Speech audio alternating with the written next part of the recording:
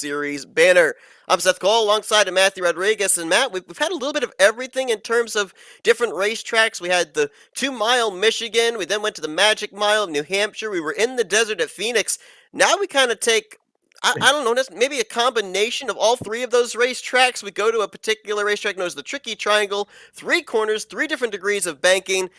These cars, these IRO1 cars, they've been absolutely crazy at some of these tracks that we've been to. I can only imagine what's going to happen here at Pocono. Absolutely. And obviously, I'm going to agree with what you say. Pocono is really a great combination of all these different track types, all these different styles that all these drivers kind of have to navigate on a weekly basis, and it's going to be all in one night. Same thing where we're seeing cars enter these corners about 240 and exit around 215. I mean, they're holding a lot of speed, and doing that in single car is fine, but doing that side by side is a lot tougher. Now, we've ended up seeing this racetrack in the past, and it's gone usually one of two ways. Usually, it's either a survival fest with a race of attrition, and maybe somebody that didn't exactly have the best track position is able to make their way up there near the closing stages. And we've also had a couple of races where it has come down to fuel strategy.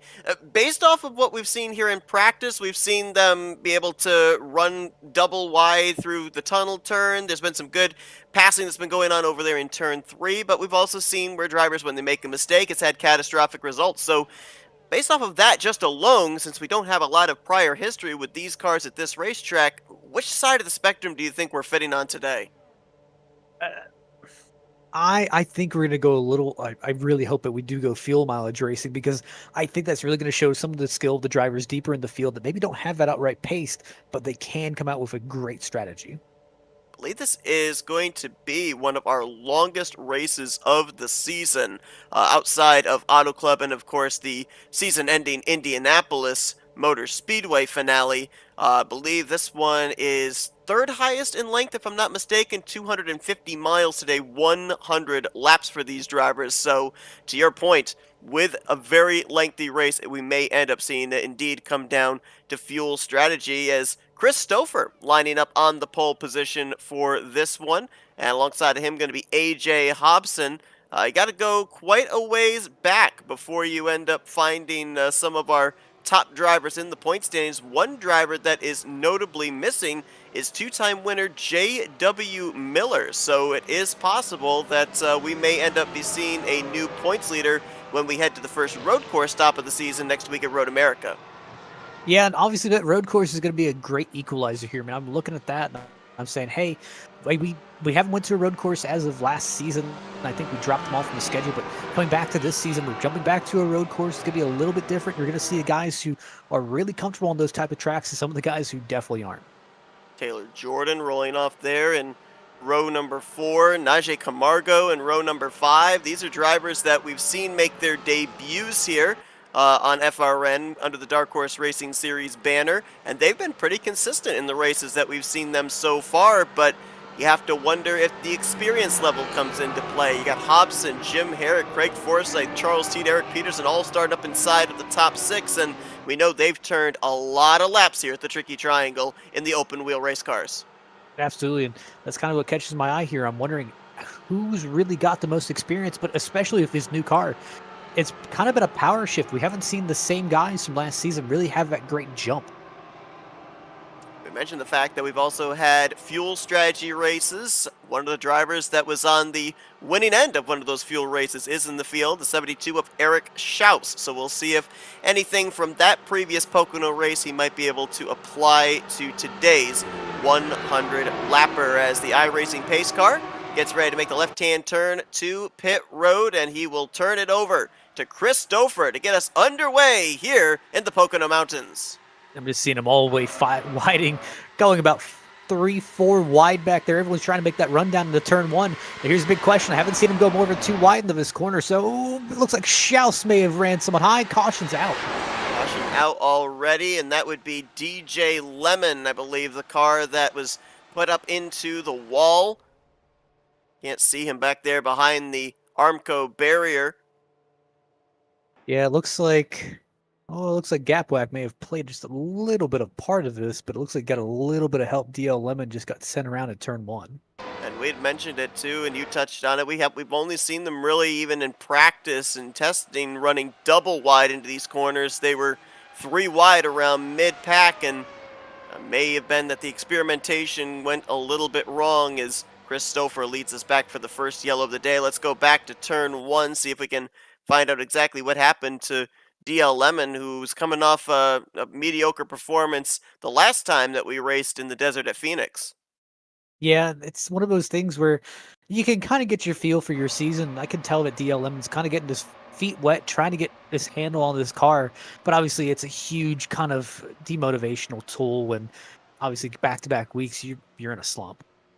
We've seen these IRO1 cars take some big hits, the wheels barely tethered on still to the race car. That didn't look like a lot of contact, but considering the long straights that we have here at Pocono, that damage on that rear wing, that is going to be detrimental. Would you think that a faster pair would have to be used there, or is there minimal enough damage that you can just kind of limp around here, wait until taking on that faster pair later on? Honestly, with a track that I believe, at least in my opinion, is aero sensitive as Pocono, where you've got to think when you're relying on your downforce a lot to make sure you're staying stuck in those corners. Uh, the fact of the matter is, not having that downforce there, I would not feel comfortable with it. I would not feel comfortable with the car.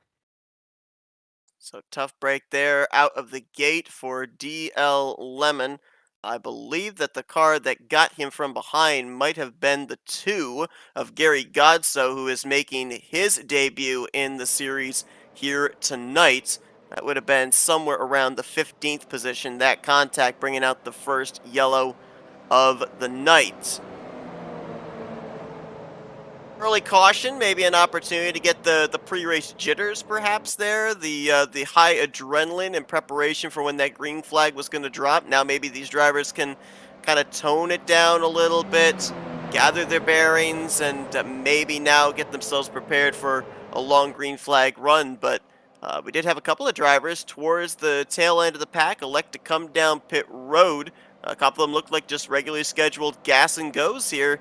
We talk about this race maybe going into a fuel strategy type mode and maybe making early preparations for that here as early as the first 5 laps. I'm not gonna lie, with it being lap one, I'd just kind of go straight down pit road, get a little bit extra gas, come right back on out. Right before we go green, I'll go ahead and I'll drop down, get some more gas. Just make sure I've got that 1 or 2 lap advantage. And a lot of those drivers were drivers that really didn't have much to lose in terms of track position. I believe it was 16th on back, came down pit road, so they're still going to be restarting just around where they began this race. Elmer Joseph, Gary Godso, Joseph Morales, Joe McAdory amongst some of those drivers. Update on the DL Lemon machine. He did indeed come down and take on his faster pair, so he's going to have over 90 more circuits to turn around Pocono without that mulligan available to fall back on, as I believe we should get the 1 to green this time by Christopher out in front with AJ Hobson, Craig Forsyth, Eric Peterson, and Taylor Jordan.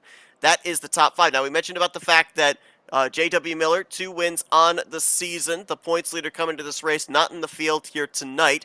He had 52 points in hand over the only other driver that has gone to victory lane. That was or actually, correction, sorry, that is over the only other pole sitter prior to tonight, that being Eric Schaus, 52 points back in second. Jeff Heisong third, 68 points back. Will Roberts was the other driver that has formerly gone to victory lane this season, and that was back at New Hampshire. He is actually tied for third in points with Jeff Heisong, also 68 points back, and then Joseph Morales is fifth in points, 75 points out. But mentioned about the fact that Najee Camargo and the starts that he's made so far this year have been very consistent. 1 top 5, 2 top 10s in the 3 starts that he's made, and he is 6th in the point standings. So, we've ended up having seasons where we've had, and I'll make the pun, we've had a dark horse that we've kept an eye on that has been able to get up there and race with the regulars. Najee Camargo looks like he could be that guy that we'll be keeping an eye on, of maybe being that undercurrent driver, the driver that we're not used to seeing each and every week, that could be up there battling for the championship by the time we get to Indianapolis. Yeah, and I think just give it a few more weeks, and you. As much as I already say this, we're in race 4, and I still don't think there's a clear-cut guy for the championship just yet. I don't think everyone's shown their hand, and I don't think everyone's fully comfortable with his car just yet. I agree with you on that for sure. Now, we talked about it here, the combination of the tracks that we've been to, all culminating here to Pocono. Does that help these drivers in their approach to this particular racetrack, or are they still kind of in a learning process in the beginning stages of this one? Partly, I think they're still in a learning process where I'm not as confident saying that everyone's got this car down just yet. It doesn't feel, as you've seen, like we've had guys who we know are fast, not having that same speed or just not having that same feel. We've even had drivers admit it where it's a whole different car. Green flag back in the air. Lap 5 goes up on the board. All 20 drivers took the green to start this race, taking the green flag to continue this race. DL Lemon is 1 lap down, would be in the free pass position should we get another caution, but you see how things get really spread out there. The 15 of Chris Stouffer, the control car, as soon as the pace car hits pit road, he can go, and he has gone, and oh no, AJ Hobson loses it out of the turn number 2, down the tunnel turn, and he has pounded the inside safer barrier. Caution out for the second time. Yeah, and it looks That like thing just unloaded out of the tunnel turn. I think he barely just lost it. We just got a clarification for the restarts. All of the restarts are on green. They're not leader choice, so that's looks like Stouffer may be investigated for that restart. Take a look and go back and see what happened to AJ Hobson. He was running by himself in the second position. And just watch the back end of this race car as he exits out of the tunnel turn. And oh, he was already in trouble about 2/3 of the way through the corner. That wasn't even really on exit. Yeah, it really looks. What I'm thinking is he was just within range of Stouffer, just enough where it just took the air off the back wing, just enough where it just made the car step out a little bit. He also did contact the bottom yellow line a little bit, but I haven't seen cars get very unsettled by that. But he did a really good job keeping it off the wall and just not hitting anything. How Oh, well, much? never mind. Yeah, he gets it pretty good with the left rear into that inside safer barrier. Almost was far enough down where he would have hit that opening and jutted right back out into traffic. Very fortunate that wasn't the case. How much do tires maybe come into play? Because we ended up running about, a lap and a half under green before the first caution came out. No, actually, we didn't even get half a lap in. It was the incident on the first lap over in turn 1. Tires warmed up a tiny bit, but then you run about 3 or 4 laps under pacing. Those tires cool down, and you don't have quite as much grip going into these corners. They're going to be a lot slicker. Did that come into play maybe a little bit? It could be just a little bit of cold tires, but with I I really don't think it is. I think it's just really maybe just pushing a little bit too aggressively on new tires. We're going to go back and we're going to get another replay. I believe DL Lemon ran into another issue. Notice that he's been on pit road for the last minute and a half or so. Don't know if this was before, during, or after the caution had flown. And this was actually before the caution had flown. This was on the restart going into turn 1. And he just overdrives it, I think, here. Yeah, he just parks it. Yeah, just kind of comes to a stop. Not exactly sure what he was doing, but Saw a car take a big dive on him into turn 1. I wondered if maybe he was the victim of gap whack again, but no, it was just a case of pulling it up to the wall and teleporting it back to pit road. So he's going to lose several more laps as a result. Right now, currently scored -3. AJ Hobson has hit pit road, and he's taken on his faster pair, so not even 10 laps in, there's 2 drivers already with their mulligan used up. And it looked like the drivers that had come down pit road under the first caution also came down here under the second caution. Our top 14 are yet to make a pit stop here today. You can see very clearly on the side of our race leader Chris Stouffer, the 4D Racewear logo. Of course, 4D Racewear, a sponsor here of the Dark Horse Racing Series and the Fart IndyCar Series. Makers of the ultimate sim racing shoes and custom apparels designed for sim racing by sim racers. 4D sim racing shoes are engineered to connect racers to the pedals in a way no other racing shoe can, all the while giving you the comfort needed to complete those double and triple stints. Visit 4dracewear.com and check out the latest sim racing products that let you connect to your sim. That is 4dracewear.com. Com, and we got a couple more drivers towards the rear of the field coming down. Maybe going to top off the fuel tank once again. Surprised maybe that we aren't having a couple of drivers up here inside of the top 10 also playing that same strategy, or are they of the assumption that a lot of the incidents are taking place outside of the top 10 and they want to keep the track position? Yeah, it's that fine line of I want to keep the track position, but I also want to prep for a long run where you're every one of these cautions where you're having back-to-back cautions or repeats of incidents, you're running through your mind, okay, well, is it time to come in now? Is it time to fill up? Is it time to, give up all those track positions right now? Because you don't know if, hey, I'm going to immediately do it. I'm expecting another caution to come up and just no cautions appear, or vice versa, where, hey, I expect another caution in 5 laps and I'll come down and pit then when I'm in my window. But unfortunately, a caution doesn't come out and, hey, everyone else is at an advantage. It's tough. With AJ Hobson's issue up inside of the top 5. This now moves Craig Forsyth up to second, Eric Peterson to third, Taylor Jordan fourth, and Jim Herrick now moves up into the top 5 for the first time today in the 5th position. Teed, Wade, Hisong, Camargo, Schaus, as you can see on the left side of your screen. That is going to be the top 10 when we go back green. So, 2 cautions so far. The first one for some gap whack going into turn 1. The second one for a solo car spin from one of the front runners out of turn number 2. Kind of almost wonder now, if you're a driver that's up here towards the front, you might be tiptoeing through that tunnel turn here on this upcoming restart lap. Yeah, I'm a little bit iffy on that, so you're just going to have to see how many people take it into turn 1. Green flag set to fly once again.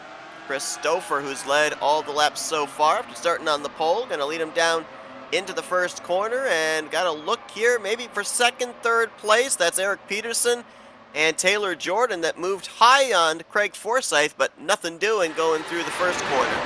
And Forsyth's a guy that we really haven't shined very much light on this season, especially looking at his last season. I mean, he just has not been in the picture the same way. Yeah, it's really weird when we say that Forsyth has just kind of been there. He hasn't been at the forefront of our screens. He's been consistent, though. He's been up in the latter half of the top 10 just about every single week subsequently. Let's say, I thought I almost saw someone go around, but they were about 2-3 wide back there. They're going to make it around and complete this lap. But yeah, back to Forsyth. He's in, I believe, a 3-way tie for 7th in overall stands right now. As took a look there on the inside for second place was Taylor Jordan. He slotted into third place, did get around Eric Peterson on that last lap. Good battle further back there. That's where Sheridan Wade, he's under fire from Will Roberts, our winner from New Hampshire. Everyone seems to be playing it kind of safe right now as I see something on the wall. That was Roberts. Aye. Just hugging a little bit too out wide, but doesn't look like it damaged the car any bit. You talked about before when Hobson had his issue about it looked like there was a gap, but could have had Stouffer take the air off the nose of the 63 when they went out of turn 2. That might have been the same type of a case there when we had Will Roberts right behind Sheridan Wade. Might have taken the air off the nose, got him tight, or loose, one or the other, and overcorrected it into the outside wall. And the big thing you got to remember is that whenever you're in the wake of another car, I mean, obviously your car is going to be affected by draft. Now, depending on what car that you're in, I mean, if you're in a GTE car, it's going to affect you a lot differently than an open wheeler. But these open wheelers are 10 times more aero sensitive, where just a car pulling in front of you, hey, that can take all the downforce off your front wing, and suddenly, hey, you're plowing tight to a corner. Riding on board with Craig Forsyth behind new leader Taylor Jordan. And as you look at that onboard and look at the dash, not very often that we've seen here in the Dark Horse Racing Series a 7 on the dash there. I believe back when they ran the DW12 cars, they could only get up to 6th gear, but got that extra gear that they're utilizing here. The high speeds carrying them almost 240 miles per hour into these turns.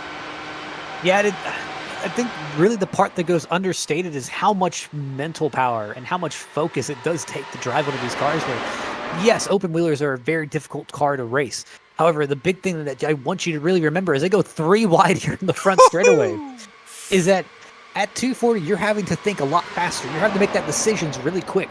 Where, hey, if you make that wrong decision, you're probably collecting the field with you. So it's almost like a high-speed game of chess almost. Cat-like reflexes is something you have to have as a driver here Looking at the 54 of Sheridan Wade, he's done a nice job working his way almost up into the top 5 in a good battle with Jim Herrick and Charles Teed. One thing that made me a little bit nervous there, and I don't know if it was by design or if he just was trying to go and get some clean air to the nose, but I think he had his left sides down almost on the apron going into turn number 1. Not sure how much grip or how much stability you're going to get with that.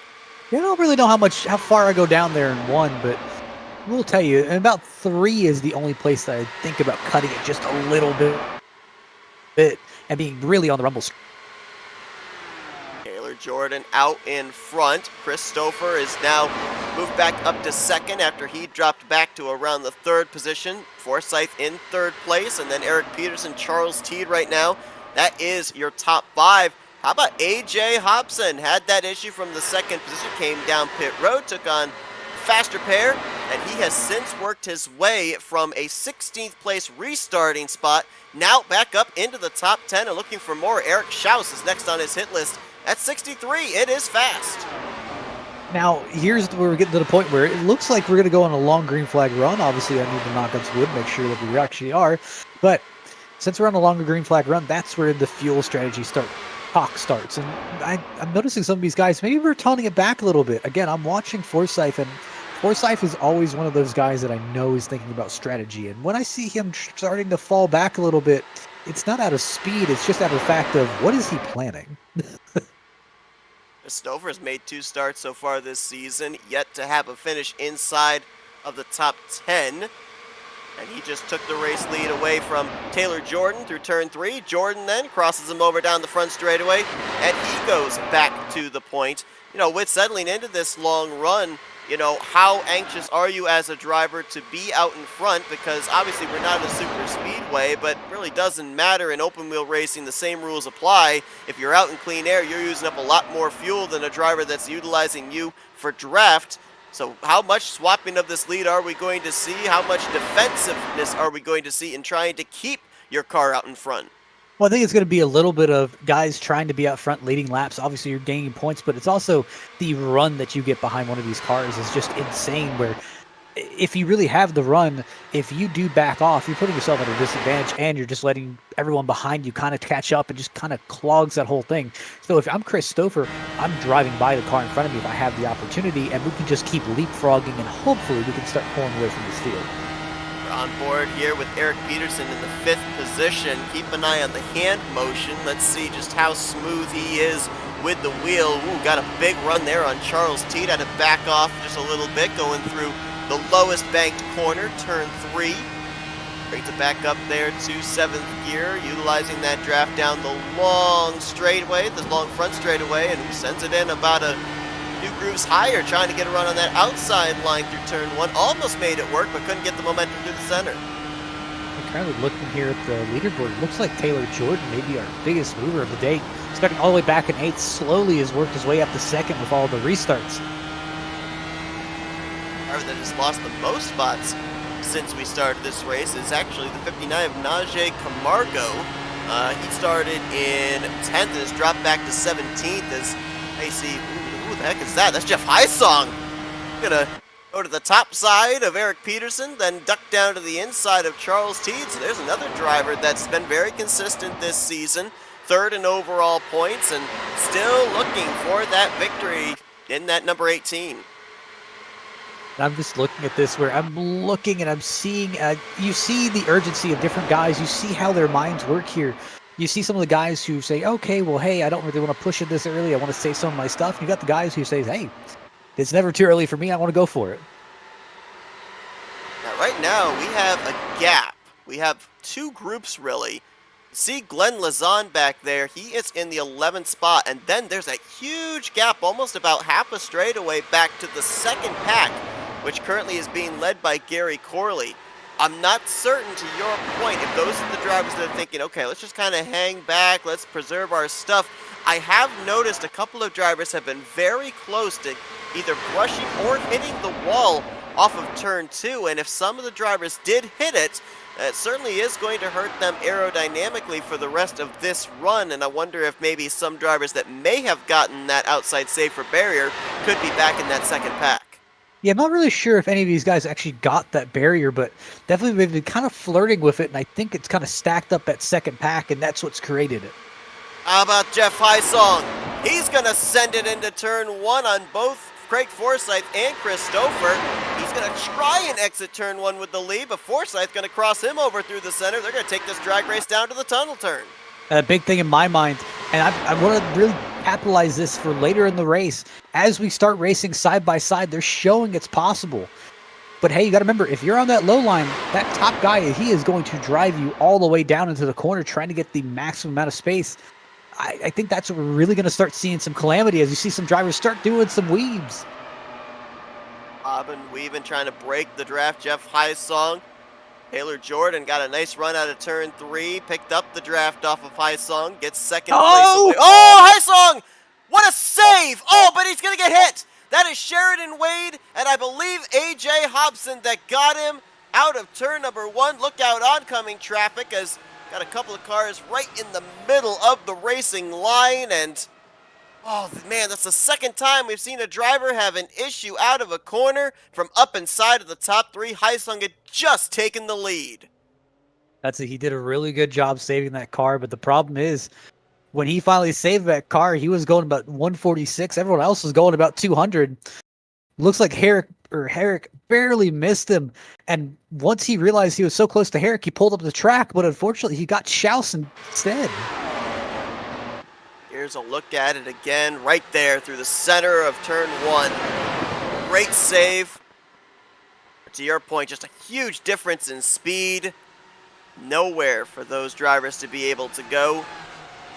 Sheridan Wade got air, AJ Hobson got air, and remember AJ Hobson, when he had his incident for our second caution, wrecking from the second position at the time, he had already used his faster pair. That is day done for Hobson, who was on the comeback trail. I think he was up in the 7th position at the time of that contact.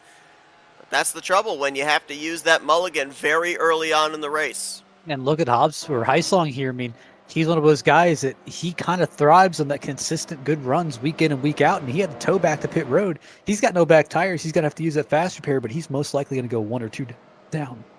Exactly, going to have to utilize the tow, which basically it's the amount of time from the point of the racetrack where you call for the tow under pacing speed. And so that is a lot of time that he's going to have to spend on pit road with having to call that tow out of the exit of turn number one.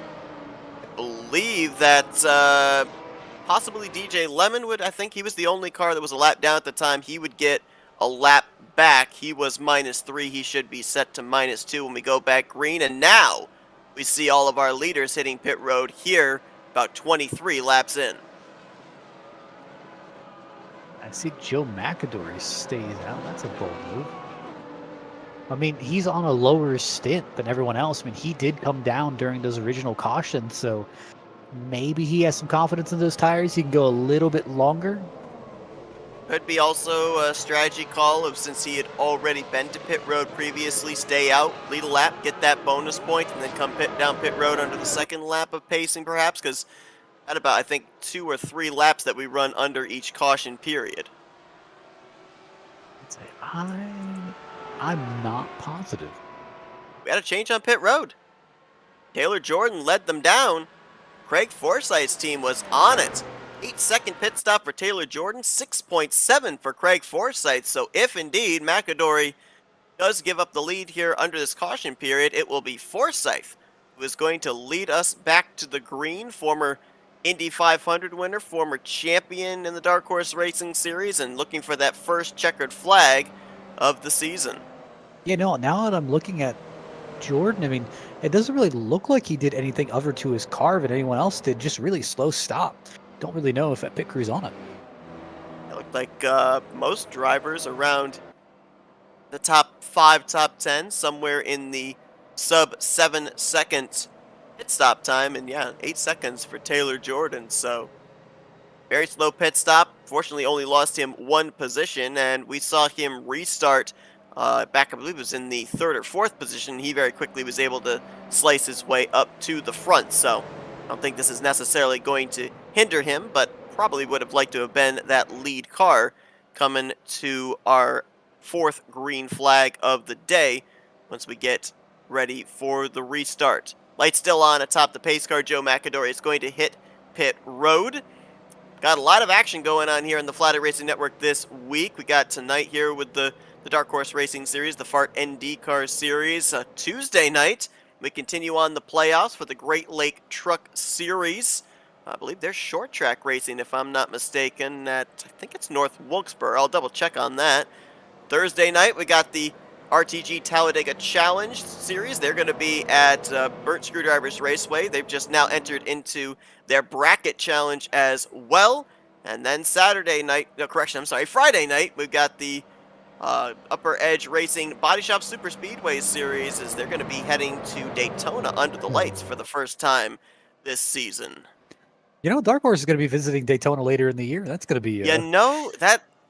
Okay, so here's the thing for that. When we get there, do we say that every single racetrack we've been to, that's the culmination of all those racetracks? Because I don't know what to expect. These kind of cars at a super speedway, they don't have bumpers. How do you bump draft there? You're just not trying hard enough. You can push these cars. The problem is you can push them, but if you hook them, it's bad. Then it's bad. I can't imagine trying to make green flag pit stops with these cars at Daytona. Can you imagine a pack of 20 open wheel cars coming down pit road at Daytona in green flag conditions? I don't know. I want to race. I want to race it. I feel this is the one track where my oval experience will finally come into play.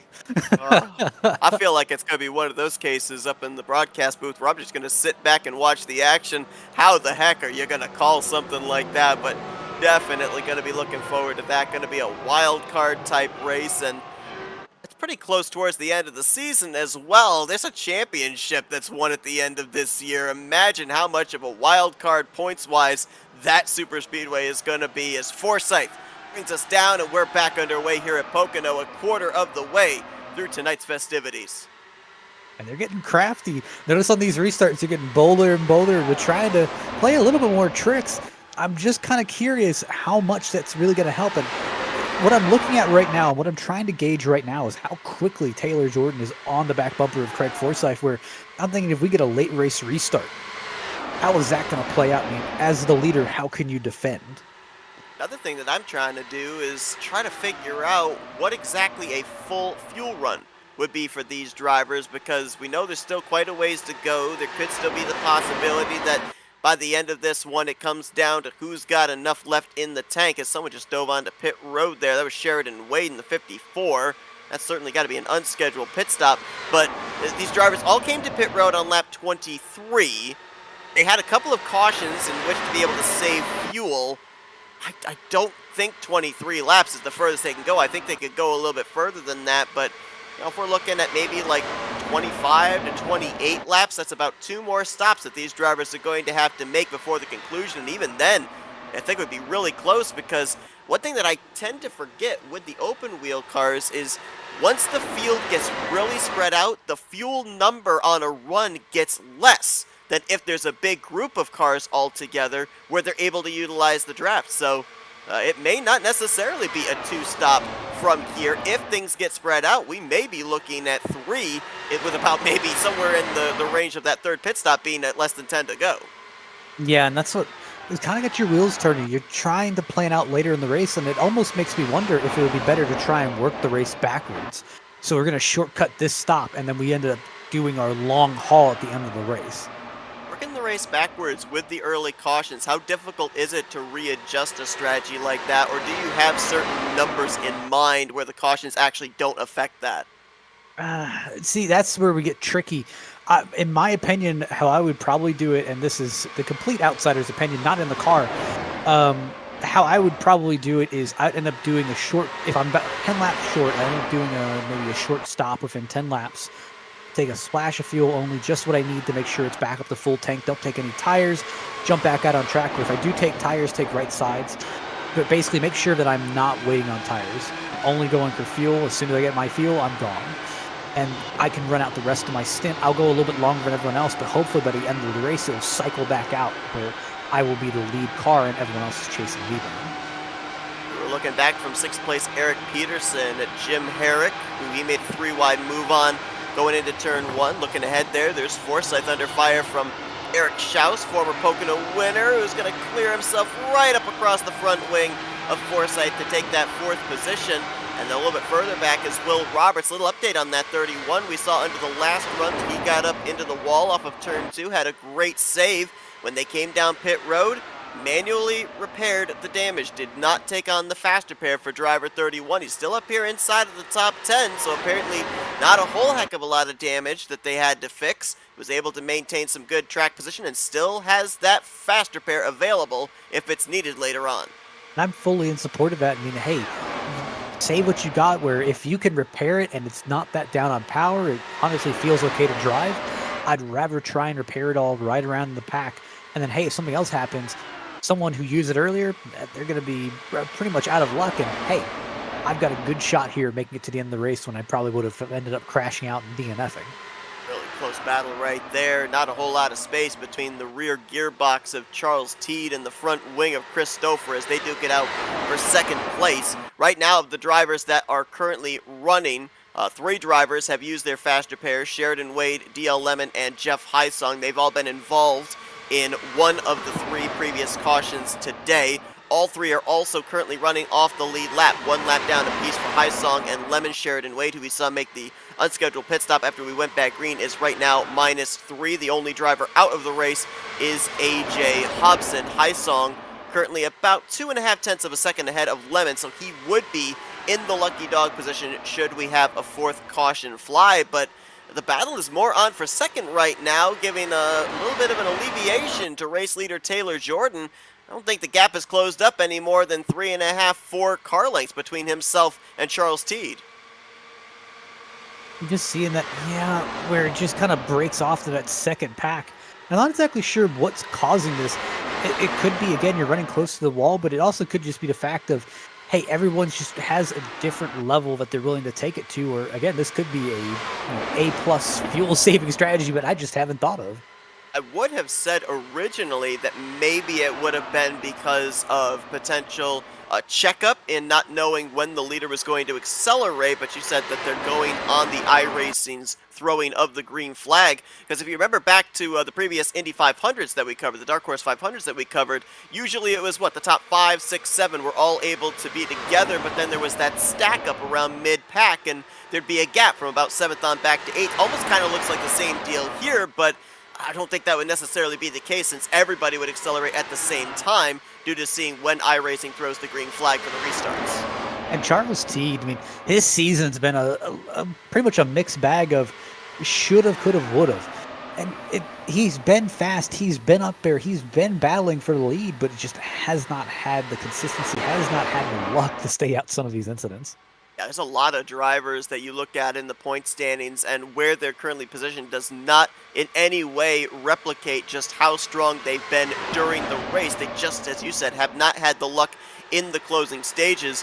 Charles Teed, case in point, he's had tremendous qualifying efforts. He's yet to start any further than 5th place in any of the first 4 races this season. Look at Teed all the way down there. But only 1 top 5 this season, the 4th place in New Hampshire. The other 2 finishes outside the top 10, 19th at Phoenix and 12th at Michigan. But has been up inside of the top 5 pretty much every single one of these races for 75-80% of it. He just has not had luck in the final closing stages, as that was Eric Schaus and Eric Peterson nearly getting together there off the final turn. But just look at how much it cost Schaus. He went all the way back. Doesn't look like any lasting damage on the cars, but definitely a bit of hurt feelings, I believe.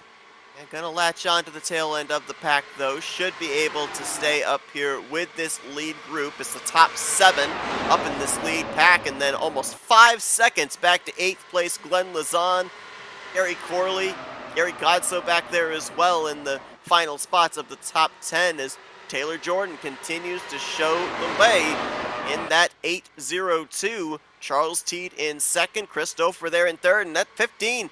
He keeps wanting to break his way back into the podium, but right there, that cost him. He stepped out of line, looked to make a pass on Charles Teed, and Will Roberts caught him out on the top side, swung around for the 3rd spot. Eric Peterson also took advantage to move up to 4th. I'm just seeing Schaus is slowly clawing his way back. Oh, contact with Forsythe. He's in the fence. No caution, though. No caution.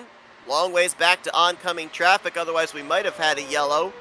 Forsythe trying to get back up to speed, staying low for the oncoming cars. Ooh, that thing was kind of squirrely there on the inside of turn 3. Probably, well, I was going to say maybe be able to merge with that second group, but he's coming to pit road. And it sounds like Oh, gosh, we nearly just had a wreck there out of turn 1. Will Roberts slid right up in front of Charles Teed, checked them both up. Taylor Jordan goes back to the point, and Peterson moves up to second. I don't know. Like, I'm seeing some of these moves, and I don't like it. I mean, we're lap 38 into a 100-lap race. I don't know about this. Will Roberts way up high there in turn 3. Ooh, I thought he almost was going to go off the nose of Charles Teed. They were, I think, 3 wide, actually, there through turn 3. Chris Stouffer was on the bottom, Teed was in the middle, and Roberts was on the top, as now we're double wide, 2 rows deep going into There's 1. Forsythe. Eric Schaus again. Yeah, Forsythe going to merge here with this lead group, albeit 1 lap down. Hit. And that really doesn't really bode well for you, because you weren't able to take a pit stop on your own terms. You're racing alone, basically, and you're off cycle where you're always going to be that 1 lap down, and I don't really foresee him getting that back. Well, if we get a caution, he is in the lucky dog position. However, you got another detriment to the 27 is when it came to pit road, utilized the faster pair. So he is not going to have his mulligan available later on in this race as well. And we already have seen repercussions of having to take on the faster pair in the early going. AJ Hobson had the mistake while running in second, hit the inside wall, had to take on his faster pair, and got caught up in an incident just a few laps later, the only DNF at this point in time. So it's got to be a nervous feeling if you're any of these guys up here that know that you can run inside of the top 5, top 10, but just one mistake, maybe not even necessarily by you, you get swept up into it, and your day is over. Just looking back here through the field, I mean, it is... Some of these guys up front, they're just battling a little bit aggressively, but if you look back in the field, really around the 8th, 9th, 10th place, I mean, everyone's battling about 2-3 wide. It is a dogfight back here. Glenn Lazan leading this group. You've got Gary Corley there, Nicholas Manook's there, Joe McAdory in the 312, Joseph Morales, who's up there in the top 5 in the point standings, right now holding down 12th. Najee Camargo's there in 13th. Elmer Joseph appears to have fallen off the pace. He's about 2 seconds behind this group. And then Jim Herrick, I don't know what happened with the 40. He was up, I believe, in the lead pack prior to the previous caution, but he is now fallen about 30 seconds off the race leader, back all by his lonesome here in the 15th position, and definitely off the pace since he doesn't have anyone to draft with. And I don't think we give enough shout-outs to Glenn Lazan. I mean, he has really turned it up this season. He has. Definitely has. Glenn Lazan coming into this race currently in the 21st position in points. 2 starts, 1 top 10, but that other race that he was in that he didn't get the top 10 finish, he was a strong contender up inside of the top 10. Actually, he was up, I believe, inside of the top 5 for a time. Finished that race in the 14th position at New Hampshire in the season opener. I'm sorry, correction, the second race, I should say, of the season. Looking back at so the telltale sign here is we're 19 laps in. I said maybe, 25 to 28 laps perhaps that these drivers could go on fuel. We're getting into the point where these drivers would have to start thinking about making a green flag pit stop. It's not necessarily difficult to get onto pit road, I don't think, but about getting that thing woed down to pit road speed, because they're coming off of turn number 3 at about 210, 215 miles per hour. That's the bigger part. I mean, obviously you're going in there about 215, but you're also having to angle the car down. But there's a bump right at the beginning of pit road where if you hit it, that car is going right on around. So it's definitely going to be that challenge of maximizing your pit road entry, but not losing any time and not wrecking the car either, as the battle for 5th and 6th kind of heats up. Same thing with 1st and 2nd. Everyone's still trying to vie for positions. Eric Peterson takes the lead from Taylor Jordan. Jordan tried to get him there on the inside of the exit of turn 3, now ducks to the bottom, going into turn 1 down the front straightaway. These two have been crossing each other over back and forth, and there is a car up ahead that they are going to have to deal with in just a moment. Yeah, it's Jim Herrick. Believe, yeah, the 40 who we were mentioning had lost the lead group. Let's see if this affects the leaders at all. Best case scenario is they would catch him on a straightaway. I think the bigger risk here is for Craig Forsyth because he needs that lucky dog position to get back into the race. Right. So that's what I'm seeing here. I don't really know how everyone's going to play out. One thing I'm kind of wondering here with Craig Forsyth, he obviously had to make that unscheduled pit stop. He is currently about 13 to 14 laps better on fuel than everybody else, but he is off sequence. You're wanting to get that lucky dog position, but when all these drivers come to pit road, you're going to be out there for a couple of laps all by your lonesome. Charles, maybe? My goodness, with Herrick kind of stacking them up a little bit, that kind of shuffled a lot of positions up front. Thought process with the 27, do you maybe come down pit road with all of these guys? That way you are still with a pack once everything cycles around? Honestly, yes. I mean, I'm kind of split there. I'm in the point of I need to be around cars with draft to keep going, but obviously I need to kind of get my lap back, and that's the best way to kind of race for it, where it's run your own strategy. You know, I think, honestly, I would probably try and stay out and see if I can latch onto another car that had speed, so we can kind of just keep drafting to stay ahead of the leaders, but it's one of those things where you really need a caution. Look at the move there as we're on board with Taylor Jordan back to the inside of Eric Peterson. They'll move on by for the race lead. These two have been back and forth lap after lap for the last 5, 6, 7 laps. A little bit surprised that Chris Stouffer and Eric Schaus, who are also in their battle for the third spot, that they haven't tried maybe making a move here for the lead. That's Herrick, I think. Oh, but Peterson's up. Peterson's got Stouffer. Oh, no! Oh, that's going to be some big hits right there. Eric, I think, got a piece of it as well, and oh, man. Yeah, Herrick coming off of pit road was just enough because it threw Peterson off his line. So he went up and tried to aggressively kind of dive it back down, but with how those tires were, it just wasn't going to stick, and he ended up going right back up the track, collecting Stouffer. I don't think Forsyth got a piece of it, so I think he may be getting the free pass. I think he was just in front of that. Oh, man, that is the third caution that we've had today of the 4 cautions so far, where it has involved a driver or drivers up inside of the top 5 at the time. That was a battle right there for second place between Peterson and Stouffer when they were trying to make their way around the slower car of Jim Herrick, who was just getting up to speed after leaving pit road. Well, the question still remains for us on what the fuel window is, because I think we're going to see everybody on pit road at this point in time, nearing the halfway, as we go back and take a look at what happened off of turn number 1.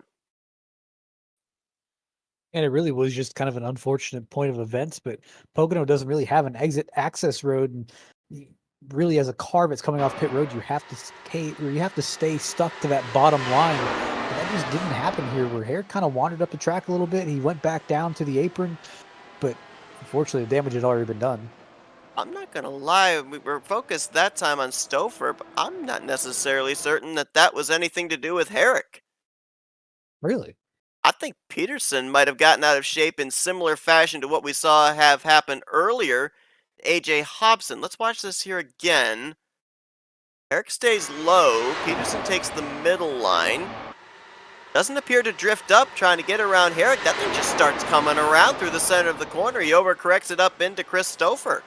I don't think you can honestly put even any of the blame on Herrick.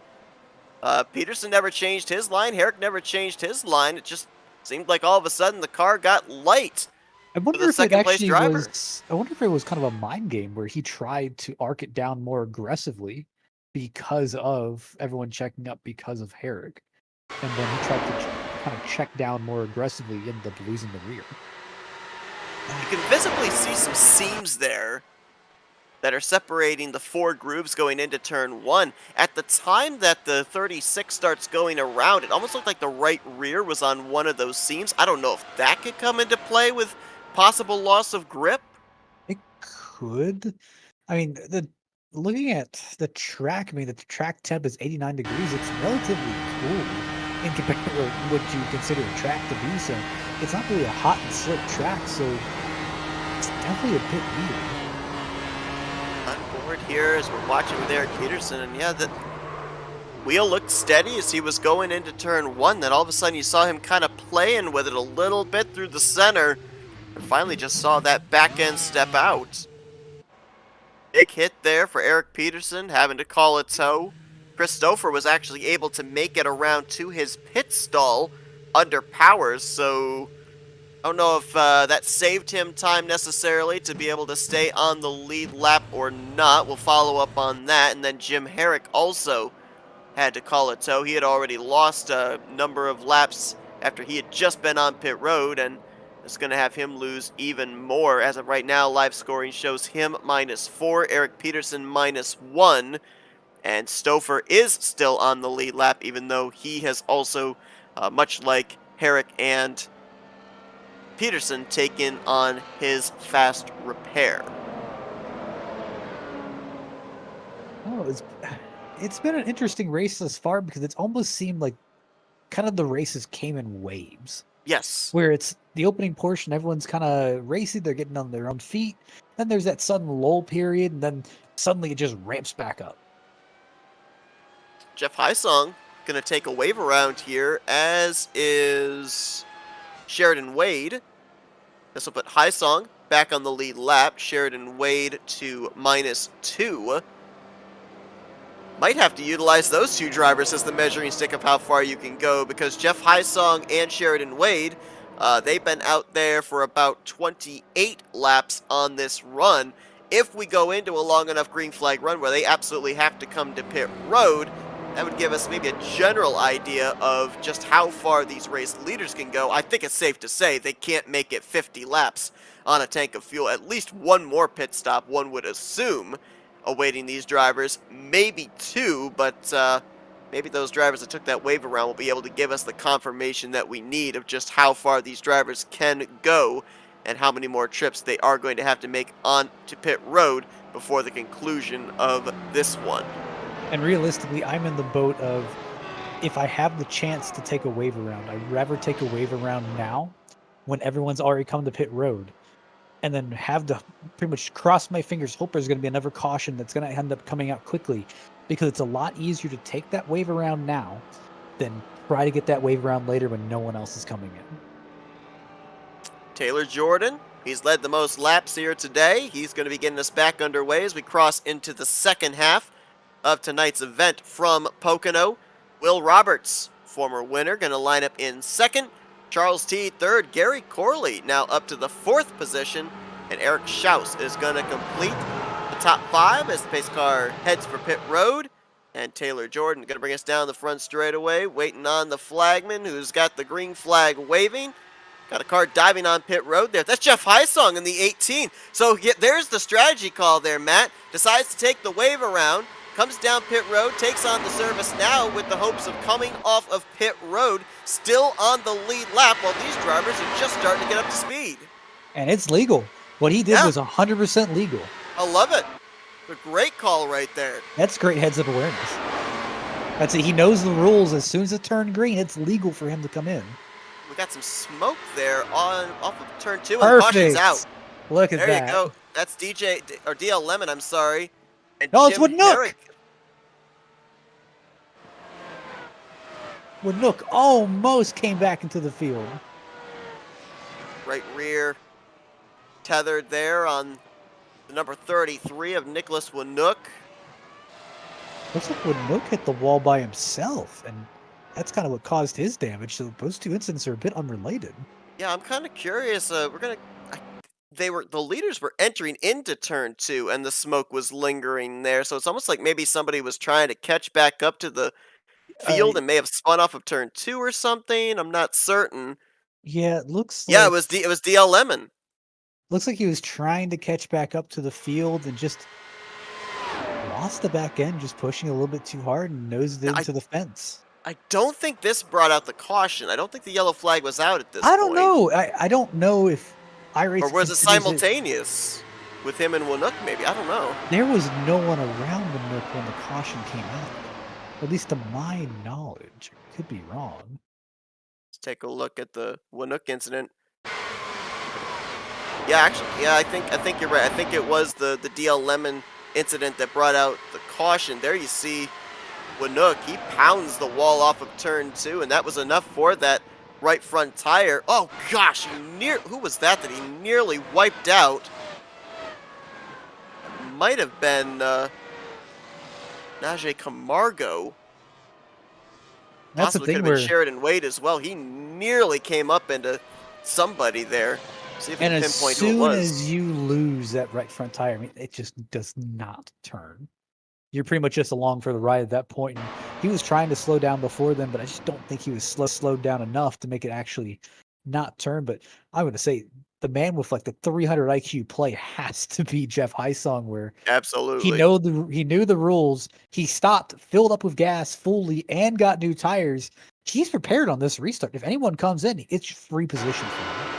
This is on board with Nicholas Winook. He clobbers the wall up of turn 2, and then watch this. It was indeed Sheridan Wade in the 54. Watch right here. Oh gosh, as the 33 comes back up the track, nearly clipped him in the left rear quarter panel. That would have been day over for Sheridan Wade, and it was literally down. I don't even think it was necessarily to inches. I think it was to quarter inches. It was just that's what you fear about excellent of the drivers. As soon as you see that wheel pop off, you're knowing it's going straight in the next corner. It's just more or less, hey, I hope I don't hit anyone when this thing goes straight. Well, day done, unfortunately, for DL Lemon. He's going to join AJ Hobson back in the garage area. Haisong had already taken the wave around. The caution keeps him on the lead lap. This most recent yellow going to put Eric Peterson back on the lead lap with the Lucky Dog free pass. So looks like we've got 17 drivers out there on the racetrack. 16 will be on the lead lap when we go at green. Sheridan Wade is currently the only driver that is still running that is off the lead lap -2, but the way things are trending, he may be back on the lead lap before we get to the conclusion of this race, working our 5th caution of the night here at Pocono. Want to remind everybody, next week, it's the first road course stop in quite a while for these drivers. As Matt alluded to earlier, last season, we didn't run any road courses. It was all speedways. But we're going to Road America next week for the first road course stop on the season. And all those Uh, drivers that like the turning rights and lefts, they've got to have a huge smile on their face. They probably circled that date in the calendar 2, 3, 4 times because they're going to get to show off their road course prowess here. well, especially with these cars. With these cars, we have 3 different compounds of tires they can all go on. Each one of them has their own benefits. They have their own drawbacks. Where we can go soft, we can go medium, we can go hard. Where hard is obviously the most durable tire. It's the longest lasting tire. It will get you longer distances. However, it is a hard tire. I mean, it's kind of, for lack of a better word, it kind of sucks to drive. It's very non-grippy, or at least the grip factor isn't as great as the other 2 tires. Where medium is kind of that nice blend between the hard and soft tire, but just again, it's not that great at either. And the soft tire is the fastest tire that you can get, but its durability is honestly a wet tissue. It's not very good. And of course, Road America, as well as a racetrack, maybe one of the more difficult road courses out there. Huge, heavy braking zones. I mean, we're seeing them take it double wide and 3 wide into turn 1 here. I'm a little nervous to see what they're going to do on the first lap heading down the Moraine Sweeper into that treacherous right-hand Canada corner. And that's what kind of has my mind opened a little bit, where that is a heavy braking zone. We've seen a lot of incidents this season, especially in the braking zones, at least at ovals, where it's braking in lifting zones and just disagreements with some drivers just not having that same lift. We're talking about the differences between these IR08s as opposed to the DW12s that we've seen them run in the past. One thing that I'll get your opinion on if we have another caution break here, so I'll get you prepared waiting in the wings, is getting the power down with these cars, because I remember the Road America races that we ran. It seemed like, I think it was turn 6. always seemed to be we'd have drivers have some issues, get off into the sand or into the tire barriers, trying to get the power down that uphill, having the wheel spin. Not certain if these IR01 cars would make that kind of a situation better or worse, as Jordan, or make that Taylor Jordan. There's one. We had an over-under of how many times I was going to call him Jordan Taylor tonight, and there's the first one, but Taylor Jordan getting us back underway with 45 to go. And I saw Shalsey thought about sending it in turn one, but thought better of it as they run down into turn two. And I'm just looking back here in the field. Glenn Lazon he is putting on a show today, with just how much he's improved. Right now in the 5th position. He and Gary Corley right behind him. They've spent most of this race running back in that second pack for the first 30, 40 laps, and now they're up here and ready to race up inside of the top 5. Joe McAdory right there as well in the 312, and Craig Forsyth in the 27. I believe actually, I said Eric Peterson got the lucky dog. I think actually it was Forsyth got the lucky dog, and he is back up here in that 8th position, trying to mount a comeback after he had that unscheduled pit stop after getting up into the outside wall in a battle with Eric Schaus, having to take on that faster pair. And oh, we got a spinner that is Stouffer around right in front of the field. A 360 keeps going. I don't think anybody hit him, but the caution will fly. Yeah, it looks like he may have gotten a little bit of assistance from Joseph Morales, but does a really good job. I don't think he actually hit anything. I don't think anybody hit him. Pole sitter. Well, I don't think I ever thought I would say a harmless 360 at Pocono, but I think when we go back and look at this replay, that's exactly what we're going to get. He's going to lose track position, obviously, but could have been a whole lot worse.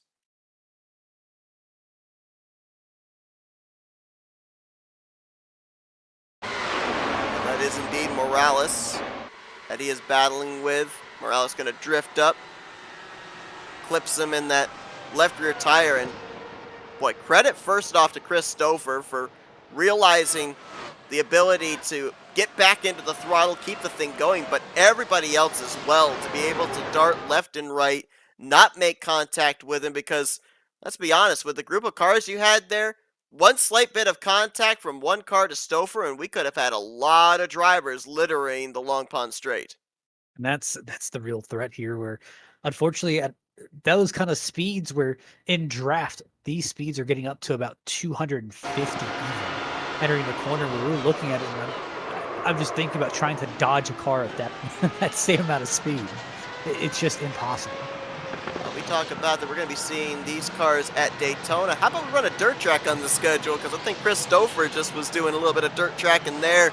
You saw the wheel crank to the right, got that thing, got its head, was able to get it pointed back in the right direction, and great job there of keeping that thing still in one piece, and going to be able to continue on, keep that faster pair in reserve, as we're going to have less than 40 to go when we go back green. All right, so that question waiting in the wings for you. Let's talk about it a little bit here with Road America next week.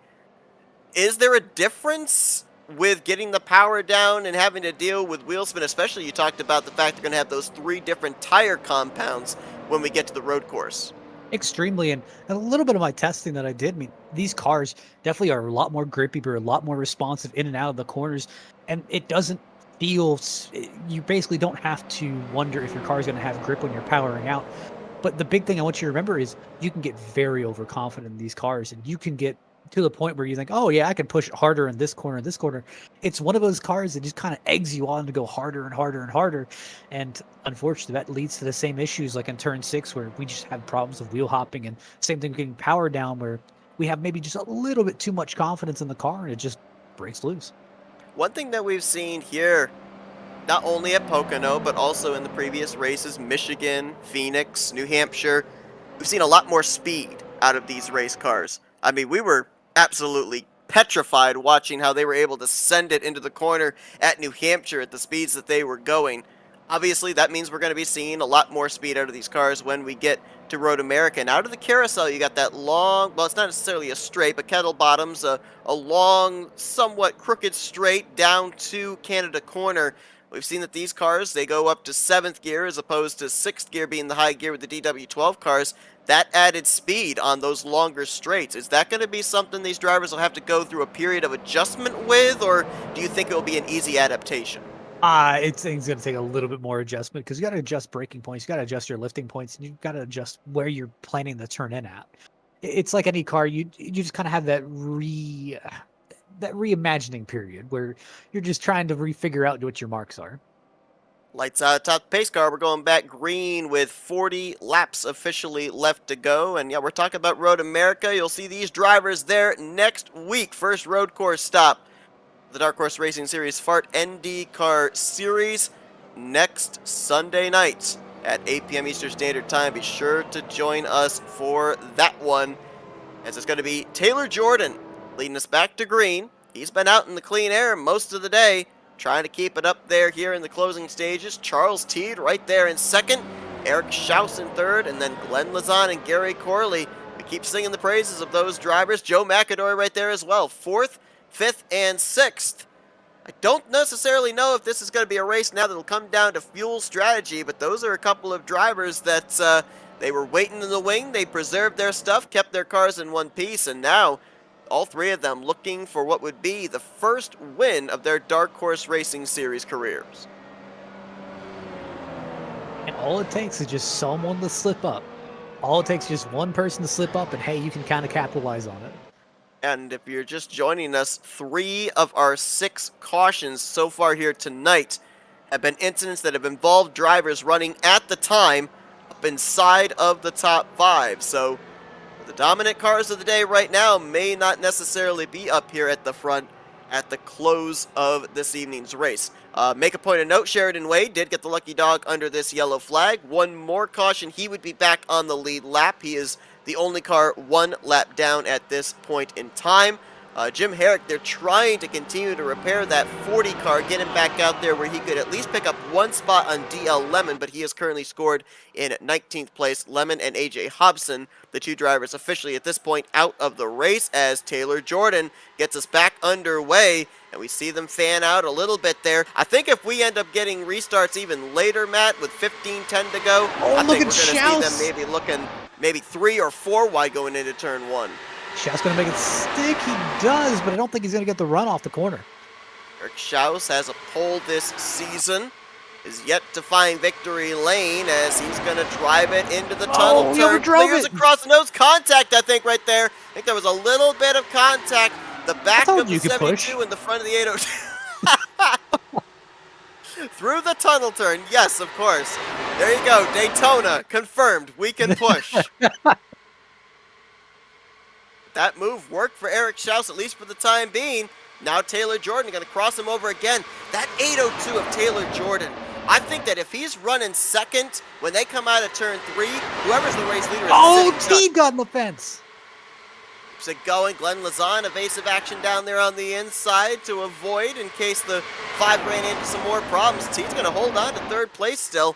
But Taylor Jordan, he's been able to, in 2nd place, cross over whoever's in front of him, able to really rotate through the center and drive it low off of turn 3, get great runs down the straightaway. Let's see if he can do it again this time. If really there's anything that we can kind of praise about these new cars, it has to be how durable these things are. I mean, I've seen them bounce off each other, and again, we saw the 802 and the 72 hit. We just saw the 5 drive into the side of the 69. I mean, they didn't have any issues. Their car still looks brand new. We got Will Roberts up there. We saw him get into the wall, battling, I think it was at the time, for the 5th position. They've not taken on a faster pair yet for that 30. A couple of drivers further back that are trying to get back up to the front. Chris Stofers made his way back up to 8th. Craig Forsyth up to 10th, and Eric Peterson up to 12th. But we've seen here, on these restarts, the field gets really spread out. Track position has been very important of keeping yourself up inside of the top 5. You get put back there outside of the top 7, 8, 9. It is a long, drawn-out process to get back the track position you lost. I think the real battle is going to be between 1st, 2nd, and maybe 3rd. If we get down to a green finish where those top 3 are still near each other, because you just look at the closing rate of Teed, and then same thing. Oh, gosh! I won the wall. That's Gary Corley. Looks like the wheel's broken. He's just kind of stopped it there at the moment. No caution, though. I believe that was a culmination of contact between himself, Will Roberts, and Joe McAdory. Roberts, I think, got up into the wall going into turn 1, and then I think it was Corley moved low in reaction, came across the nose of McAdory. That bumped him up into the wall into turn 1. No yellow flag. Tough break there, obviously, for Gary Corley, not having the aid of the caution coming out, as I believe he is still, actually now he is teleported it to pit road, called the tow. Man, that's a tough break. Was running up, I believe, in the 6th position at the time. And I looked, and it's definitely not the result of Glenn doing it intentionally. It looks like Glenn Lazan got into the rear of Corley just a little bit. And Lewis, Lazan's now dropping back. He's dropping back a ton. He doesn't even have, I didn't see any damage on the front of that car. See if we can get a look here. And yeah, no visible damage on the front wing. Could it just have checked him up enough, and that loss of momentum is what's caused him to fall back? He's back to the 12th position right now. Could be. Will Roberts. He's going to go to the point. Looking to join J.W. Miller as a 2-time winner. And man, for a moment there, my heart rate went up because I started to see him sawing on the wheel, and that back end was starting to step out, almost kind of what was happening to Eric Peterson earlier on in this race. But fortunately, the back end did stay planted. And one thing we also have to remember here too, Matt, we probably are not going to be able to make it to the checkered flag on what they've got in the tank. This big power move there by Will Roberts around the top to take the lead back from Eric Schaus. These drivers up here at the front, they're about to turn their 18th circuit on what they have got in the tank right now. 33 to go. That's about 50 laps you're looking at that they would have to make it. I don't think that that's possible. I don't think it is, but again, if you're one of these drivers, do you really want to take the risk?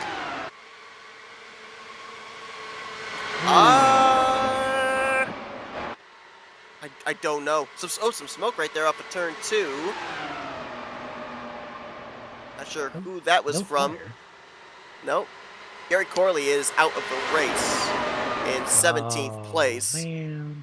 I don't know if maybe he tried returning back to the racetrack after taking on the faster pair and maybe spun, kind of shades of what happened to DL Lemon earlier.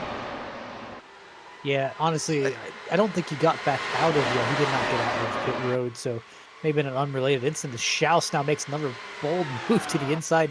Schaus has really been aiming for turn 2, where he sends it deep on entry and kind of suffers on exit. But that's really, it seems like Taylor and Roberts make it happen. Yeah, Will Roberts almost got the wall that time. That would have been the second time that he's brushed the wall out of turn number 2. Caution's out. There we go. Yellow flag is indeed out. Sheridan Wade. That's off of turn number 2 for the 54, who would have been the lucky dog under this caution, but unfortunately he is the reason for the 7th caution of the evening flying.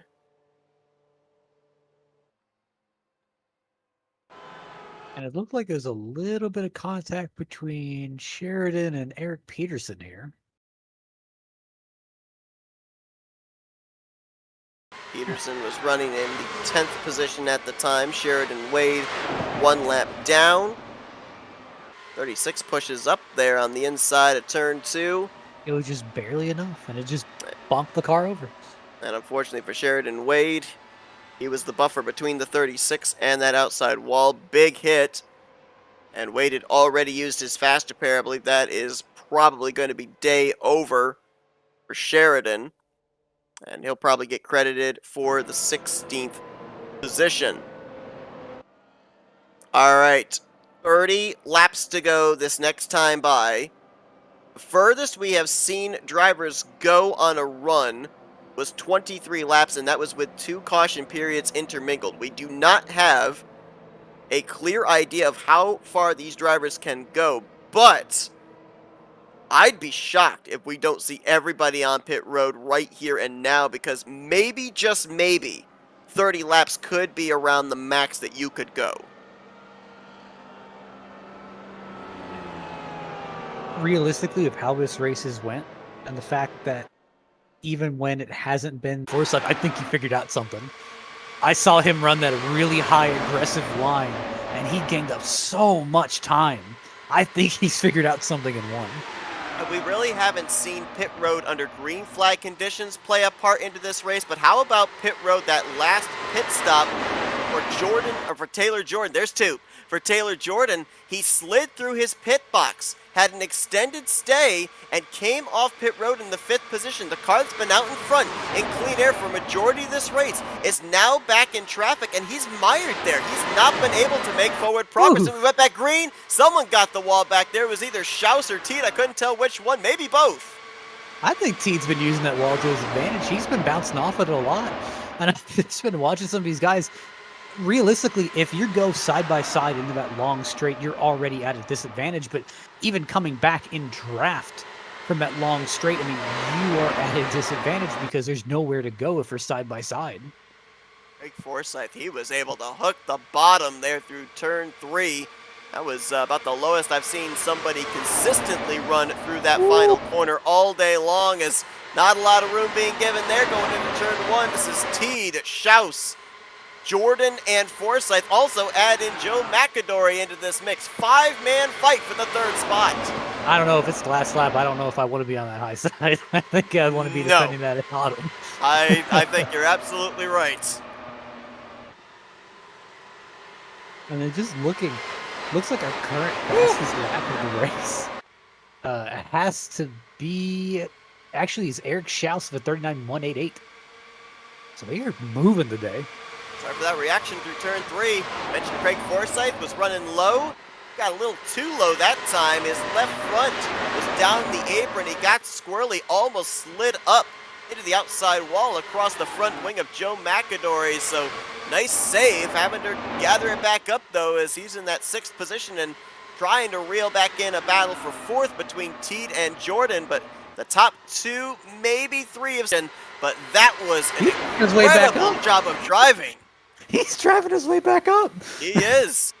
My goodness, he is already on the back bumper. I can only imagine just how much those tires are screaming after that. He drifted the entirety of turn 3. Oh, I'm going to tell you, it doesn't feel good. Oh, yeah, no, it doesn't feel good. He's in the fence. Gosh. I can tell you it doesn't feel good. Dropping now outside of the top 10. Yeah, that thing's, oh, wow, that's a lot of damage there. You can see the right front wing is pushed in. Suspension damage on the right side of that car. He pounded the outside wall. Man, tough break there. Was having such a good run. Maybe was en route to get his 2nd win on the season. And yeah, this up here at the front, I don't think we're done with our cautions here today. But one thing that's kind of interesting, we're seeing these cars get light. Let's remember, too, we went back green with 30 laps to go. There's not going to be a whole heck of a lot of rear weight as far as their caution to be able to get back into this conversation. 15 laps to go. Schaus, another side draft battle down here into turn number 3 with Taylor Jordan, who now crosses him over. Correction, that was turn 2. And look at Stouffer, looking to see what lane might be available. He's going to tuck in line in that middle groove and follow both through 3. I'm just kind of seeing some moves back here. I'm seeing Eric Peterson. I'm seeing Craig Forsythe. We're all playing cordial now, but we're almost in that 10 laps to go period. I'm wanting to be Taylor Jordan right now because there is going to be a whole train of cars that are coming towards you. I don't want to be Taylor Jordan because the last 2 drivers that have been out in front have drifted and lost the race lead. Will Roberts and now Eric Schaus. That's it. I think it won't probably be this lap. I think it may be next lap, but that's when we're really going to see these drivers probably start clawing their way back. You saw right there Taylor Jordan running as low as he could down the front straightaway, trying to break the drive. Stouffer! He gets loose and he saves it. I saw Craig Forsythe take that high line. He was trying to gain as much time as possible, and I saw that back end step out. I saw him start to wheel it.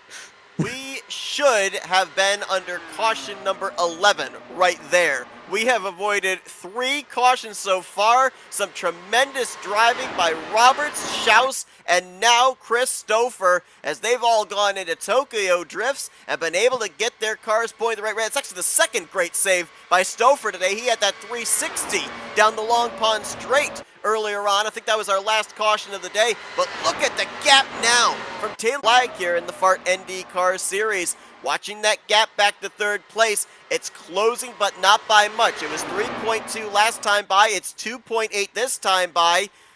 I just don't think we're going to have enough time, have enough speed. If you're Forsyth, and I think Forsyth just answered my question, but if you're Forsyth, do you wait? Yeah, I Because think I that would have been a wouldn't. great I choice. I wouldn't have waited. Because here's the thing: if a caution comes out, we're not getting back green. Or at least I think Well, maybe 1 or 2 laps, we're not getting back green.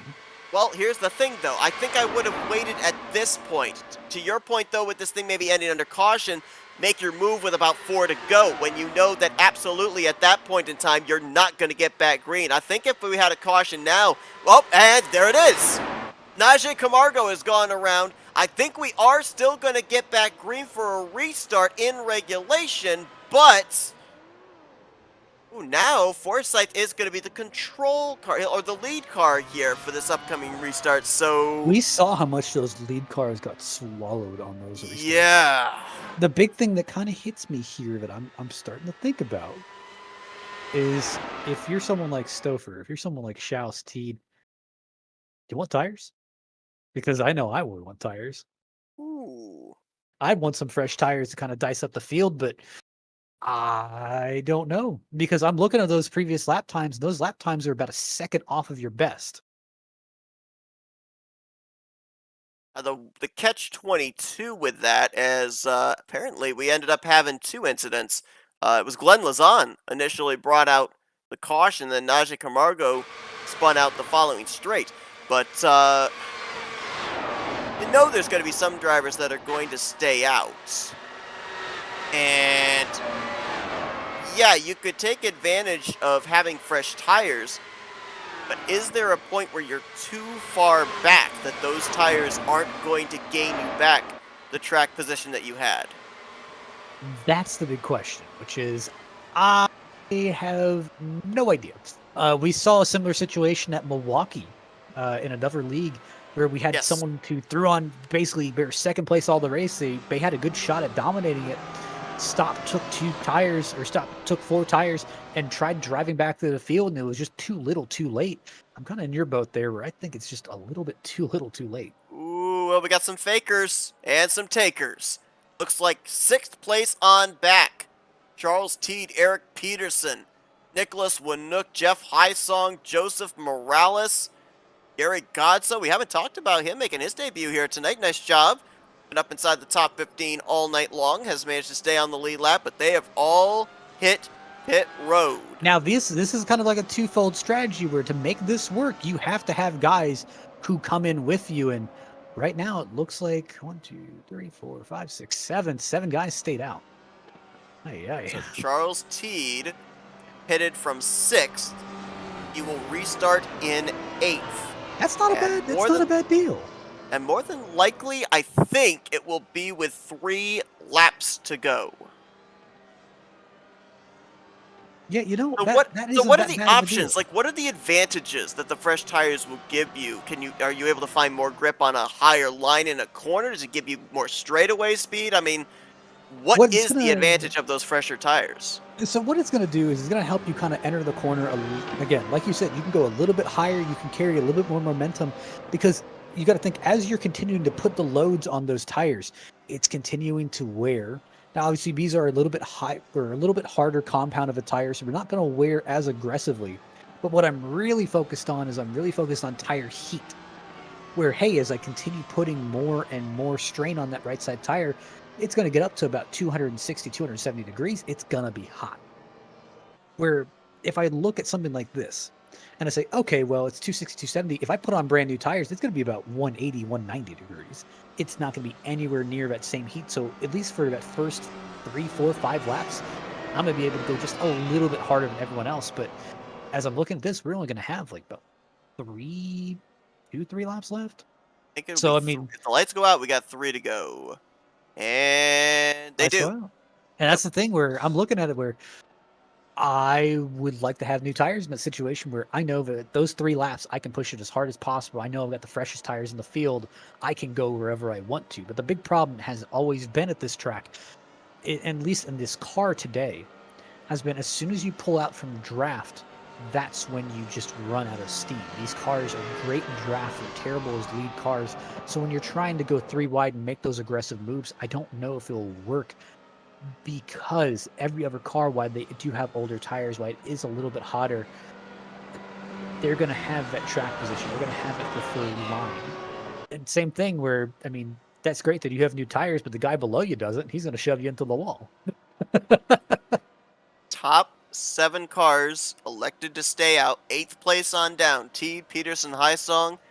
They've all got the fresh Firestones for this upcoming final restart of the day.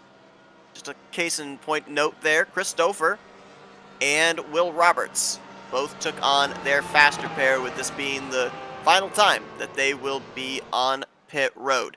What an up and down day Craig Forsyth has had. Was up in the top 5 for the first half of this race, had that contact with Eric Schaus, had to make the unscheduled pit stop, took on the faster pair then and there, was able to be the first car 1 lap down, got the lucky dog, and has since fought his way back up to the front once again. He's going to be in control of this restart with 3 laps to go. Going to have to hold off the driver that's led the most laps today, Taylor Jordan, and the pole sitter, Chris Stouffer, as well as former Pocono winner, Eric Schaus. That's your top 4, with Joe McAdory completing the top 5. The flashy pink, white, and black number 5 of Charles T. That's the car you're going to have to watch with the fresh rubber as we are back underway. It's the final restart of the night here at Pocono, and Schaus did not get going at all. I looked at Forsyth. He tried to kind of block him off aggressively, but you got to look at this as Forsyth's perspective. He's at a disadvantage here. He needs to get back by him, but again, if a caution comes out, that's game over. Forsyth drops back to 3rd. Contact between himself and Schaus. Nearly had a wreck, and look at that. That almost was like a bump for Forsyth. Wreck in the got back. A car up in the wall. That's Glenn Lazon. No caution. Taylor Jordan now to the inside of Chris Stouffer for the race lead. Forsyth goes high, wide, and handsome through turn 3. Another car in the wall back there. I think that might have been Schaus. I see Teed on his way, but I think it's too little too late. Top 4 mixing it up right ahead of Charles Teed in the 5th position. Joe McAdory is now in that 4th spot, watching the top 3, who are going to snake it down the straightaway. Forsyth, Taylor, Stouffer. There is Joe McAdory in that 4th spot, then a gap back to Teed in 5th. Honestly, I think Teed can get there. He's got better cornering speed. Stouffer into the wall. He's going to drop back. Gets into Joe McAdory. Spins the 312. Cautions out. We're racing back here to the yellow flag. Forsyth versus Taylor. Half a car length. Give it to Taylor Jordan. White flag, caution flag displayed at the same time. Race will end under yellow. And a heartbreak for Joe McAdory. It was contact for 3rd place between himself and Chris Stouffer. It brings out the final caution of the day at Pocono Raceway. Interval, I believe it said, was about maybe a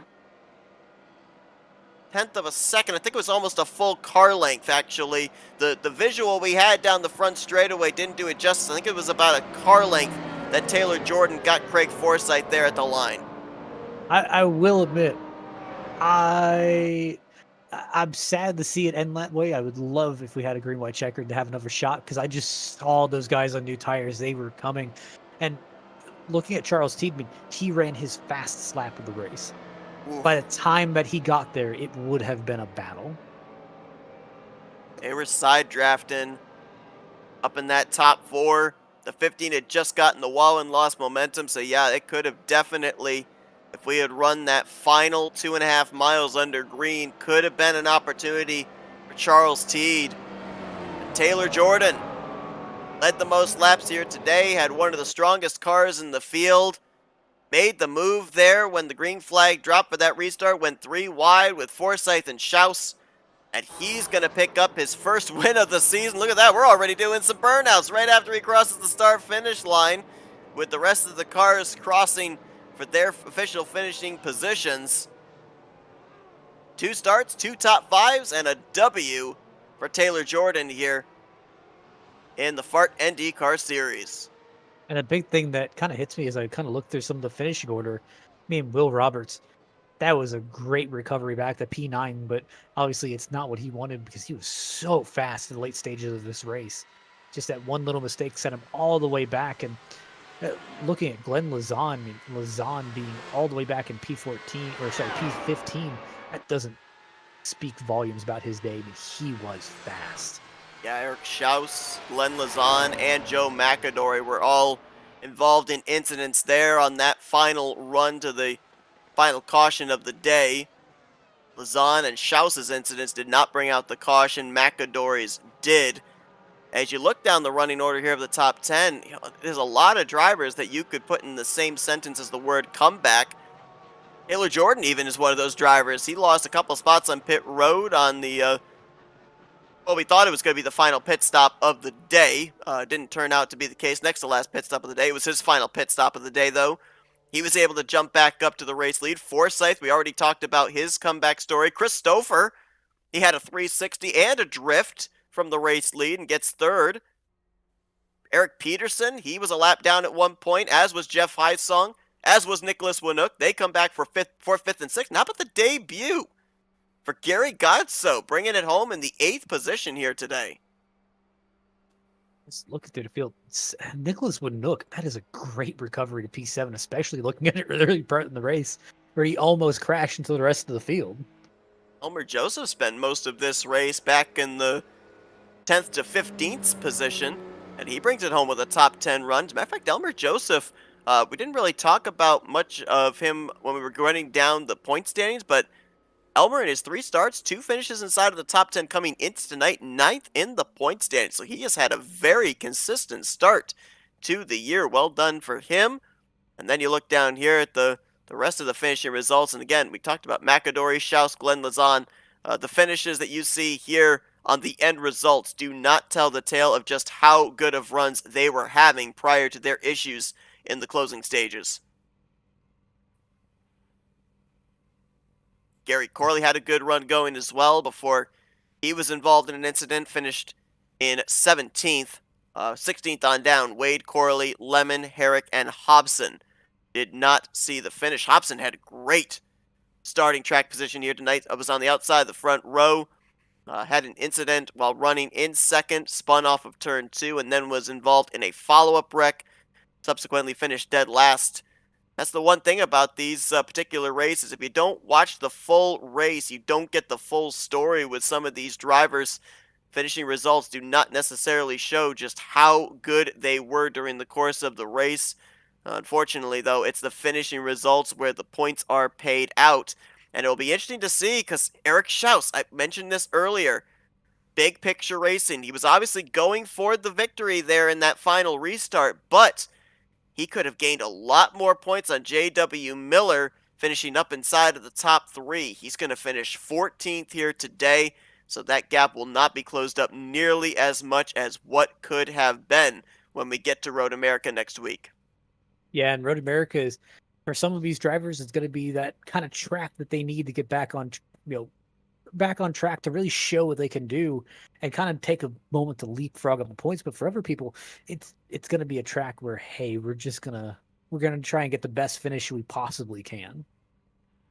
Let's see if we can talk with some of the drivers that finished up on the podium here tonight. A couple of them had very adventurous days, and let's see if we can talk with one of them, the guy that brings home 3rd place here tonight, Christopher.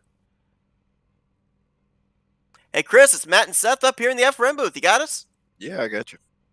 Well, we were talking about all the different conditions you drivers had to deal with here today. A lot of slipping and sliding, it looked like, and I think you might have come away with the most style points. Had the 360 save, had the drift save, and start on pole, bring it home in that 3rd position. Adventurous day for this 15 car.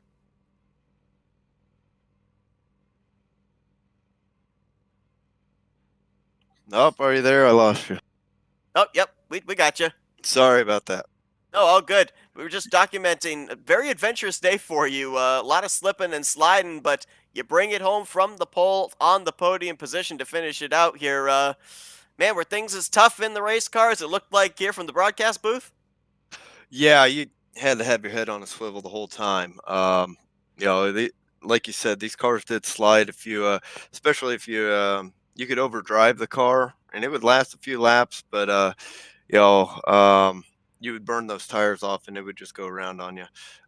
So managing I liked it a lot because you had to manage the tires, and just kind of pick your battles, I guess to say. And yeah, I got lucky. I had a good save there. Didn't hit anything after I used that fast repair. So, um, or otherwise I wouldn't be here talking to you now. But yeah, I didn't know what to expect going into the race. It was tough, close battle all the way there at the end. I kind of got sandwiched there in between 2 and 3, um, which put me back to where Joe was, and we went into the turn, and me and Joe just looked like went for the same piece of real estate. And sorry for Joe on that one. I would have liked to finish it under green. Would have definitely would have had a shot at winning. I know Craig same.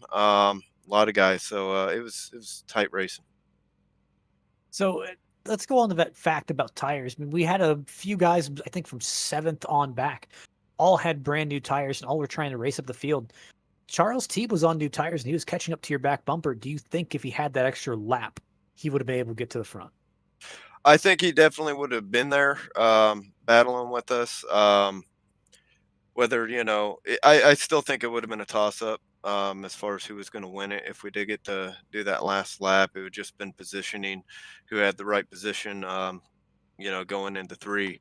um, I I was wanting, part of me wanted to pit for tires, but at the same time I wanted to keep the track position. I knew it was going to be a shootout. It's going to be hectic and crazy. um, but I also knew if I took tires I would have been able to run harder than what I did there. So, he made the strategy call to take tires, which wasn't a bad call. It was 50-50 either way. Um, but just how strong the draft was in these cars and everything, it would have just came down to positioning. Well, a strong run for you here tonight, Chris.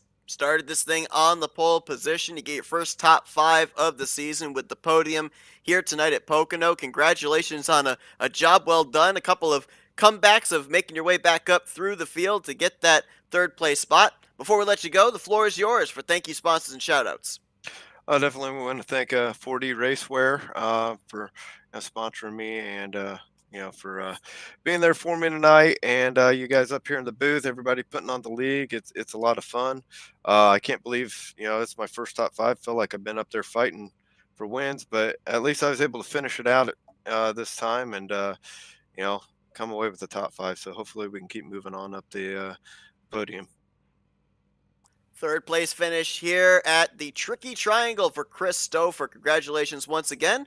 Best of luck next week when you guys head to the first road course stop of the season at Road America. Thank you. We're going to get our second place finisher in just a moment, but interesting when we look at the strategy call there, Matt, we had 7 drivers that elected to stay out. The rest of the drivers came to pit road there on that final caution. Only 3 drivers did that strategy work out for them. It was our podium finishers. The other drivers, none of them finished inside of the top 9. So the track position over tires, man, very split in terms of the results. Realistically, I think if we had one more lap, it would have made it a lot more entertaining. It would have indeed. Well, the driver that led us to the final restart of the night that brings home second place, Craig Forsyth, is standing by. Hey, Craig, Matthew, and Seth up here in the FRM booth. You got us? Yeah, I got you guys. How you doing tonight? Well, man, we ended up seeing this race have a lot of twists and turns, a lot of strategy, but that final restart, it was a question of who wanted the track position, who wanted the tires. You elected the track position and led them to the green, but you were 3 wide by the time they got over there into turn 1. What happened on that restart? Did the tire spin, or what was going on? I think I just was too slow getting on the gas. My reaction times are too slow and getting old now. So, to kind of go with that,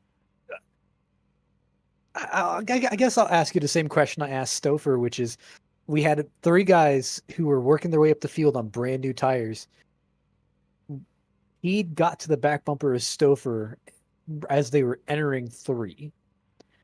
Do you think they would have had enough time to catch you guys by the time you reached 3 in the next corner? Yeah, well, if it had stayed green, the new tire guys would have been with us. At which point they would have hit the same clean air all the leaders were battling anyway. and it's just the gamble you take. It was we had the track position. The next caution ended the race, so the odds said that was don't give up your top 3, top 5 track position to get because you'd end up further back. Because assuredly, if the front guys go in, you're going to have the 10th back not come in, and then you've got all those guys that because it's too much track position for them to not take advantage of. So it's just playing the odds, and with the amount of cautions we'd had tonight, I was just like, odds are everyone's going to fight like a madman on those last couple laps. There'll be another caution. Well, we saw a lot of drivers have to fight tonight to kind of mount some comebacks. You were one of those drivers, ended up having to make the unscheduled pit stop, fell a lap down, but were able to get back on the lead lap and get the second place finish. I want to go back before that final caution came out that led to the split strategy on pit road. You made the move with about 7 laps to go there on Taylor Jordan to take the race lead, and then the caution flew. And Matt and I were bandying about when was the time to make the move? Do you ride? Maybe wait until we get to the point where we know the race would end under caution? And then the question was answered with you making that move on the top side. What was the thought process there? Was it maybe the possibility the caution was going to come out when exactly it did, and you wanted to be that lead car? Or was it you just had the momentum and you wanted to take it somewhere? No, at that point, I was watching the relative of third, fourth, fifth as those guys were battling, and Taylor and I were increasing our lead. So I was perfectly fine just sitting back, like sitting with him and having him go. And I think it was with 9 to go or so, the gap it stopped, and then with 8 to go, it started to come down, and then with 7 to go, it was coming down again. So I was like, all right, it's time to go, because I assumed his tires were overheating or he'd pushed it too hard. You could see that tonight. Any of the guys that started to drive the car too hard, those tires, if a couple degrees in temperature difference was all it took for the 4-wheel slide of death. And my God, the saves that guys were making tonight. I mean, geez, Chris did a complete spin. Had he won the race, we could have called it a spin and win. So it was nuts. This car is crazy. It is not designed for ovals, which just makes it amazing to watch on ovals. Now, with that being said as well, we know that you're very good at the road courses. Road courses coming back on the schedule. Road America next week. So how excited are you for that? I'm looking forward to it. I actually have never driven this car on a road, even when it first debuted. I think the only race I tried it out at was I think it was at Auto Club. So never actually have driven it on a road course yet.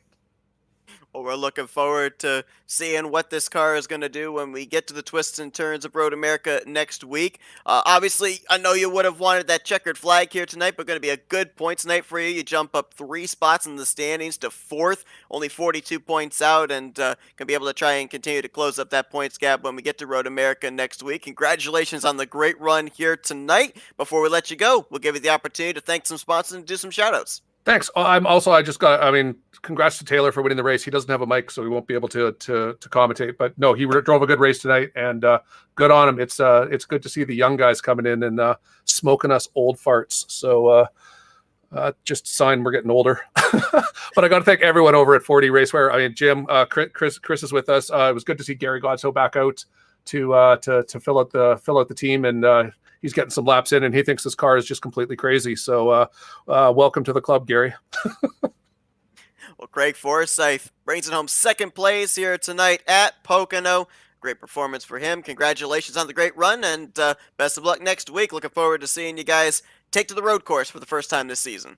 Thanks, Matt and Seth. Stay safe.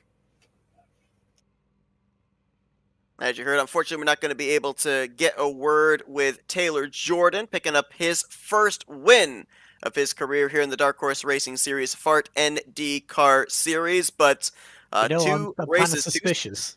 I'm really starting to think that's Jordan Taylor. In Still think it's Jordan Taylor. We'll know when we get to a road course next week because, Wayne Taylor brings some pretty good road course cars. Scary. But it's been a really good start to his career here. 2 starts now, both finishes up inside of the top 5. The third driver to go to victory lane here this season, joining Will Roberts and J.W. Miller, who, by the way, is still the points leader based off of the updated scoring. He'll have 35 points over Eric Schaus, 39 points over Jeff Heisong, 42 over Craig Forsyth, and 45 over Will Roberts. So even though a couple of the drivers that were right behind him didn't exactly get the best finishes that they were looking for, it's really close now amongst your top 5, 6, 7, and a lot could change depending on what takes place next week at Road America. Yeah, and it's really going to be the battle of the guys who are really good at road courses, who really can kind of capitalize on that. And it's also going to be a battle between the guys who, hey, we're not that great at road courses, but hey, we're very consistent.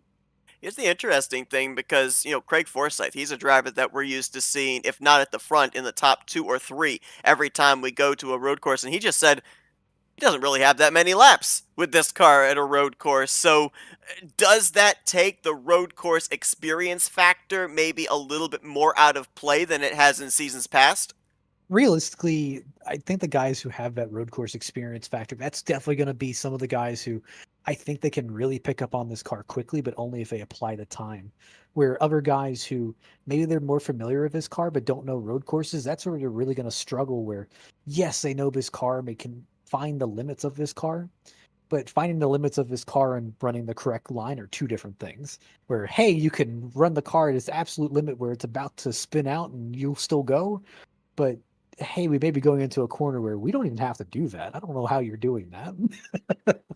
Well, a very difficult car at a very difficult track. You know what that's a recipe for? Entertainment. So be sure to tune in next week when these drivers head to Road America to continue on the schedule here for the Dark Horse Racing Series Fart NDCar Series. It's their first road course start of the season, and you'll see it next Sunday night with the green flag flying at 8 p.m. Eastern Standard Time. Wild one here tonight. A lot of twists, turns, spins, slides, and an exciting finish at the end here at Pocono with Taylor Jordan picking up his first career win. Matt, it's been a crazy one here in the Pocono Mountains. I appreciate you joining me up here in the booth. Always a blast. Thanks to everybody that tuned into our coverage here tonight. Again, be sure to tune in next Sunday night when we go road course racing at Road America. But for Matthew Rodriguez, I'm Seth Cole. Enjoy the rest of your Sunday night as you've been watching another broadcast courtesy of FRN, the Flat Out Racing Network. This broadcast is the copyrighted work of Flat Out Racing Network and may not be rebroadcast, retranslated, or used in any form without the express written consent of Flat Out Racing Network and iRacing.com Motorsports Simulations. Flat Out Racing Network would like to thank you for your support, and we hope you enjoyed tonight's broadcast.